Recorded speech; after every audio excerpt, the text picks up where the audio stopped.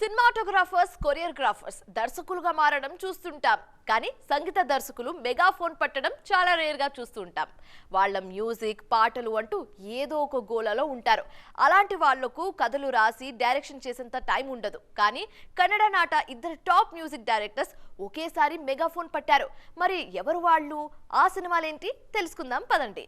రవి బస్రూర్ ఈ పేరుకు ప్రత్యేకంగా పరిచయాలు అవసరం లేదు.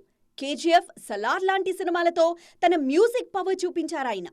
ప్రస్తుతం జూనియర్ ఎన్టీఆర్, ప్రశాంత్ నీల్ డ్రాగన్ సినిమాకి కూడా ఈయనే సంగీతం అందిస్తున్నారు. అన్ని ఇండస్ట్రీల్లోనూ ప్రస్తుతం బిజీగా ఉన్నారు రవి బస్రూర్. మ్యూజిక్ డైరెక్టర్గా ఫుల్ బిజీగా ఉన్న ఈ సమయంలో ఈయన దర్శకుడిగా మారారు. జానపద కళలపై ముందు నుంచి ఆసక్తున్న రవి యక్షగానం నేపథ్యంలో వీరచంద్రహాస అనే సినిమాను తెరకెక్కించారు. 2 గంటల 50 నిమిషాల నిడివితో వచ్చిన ఈ సినిమా కన్నడలో మంచి వసూళ్లు సాధిస్తోంది. యక్షగానం మనకు కొత్త కాని కన్నడికలకు బాగా పరిచయం ఉన్న కళ. వీరచంద్రహాసని భారీగా తెరకెక్కించారు రవి బస్రూర్.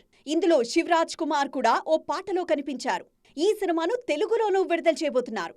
మరోవైపు కన్నడ నాట నంబర్ 1 మ్యూజిక్ డైరెక్టర్గా ఉన్న అర్జున్ జన్య తాజాగా 45 సినిమాతో దర్శకుడిగా మారారు.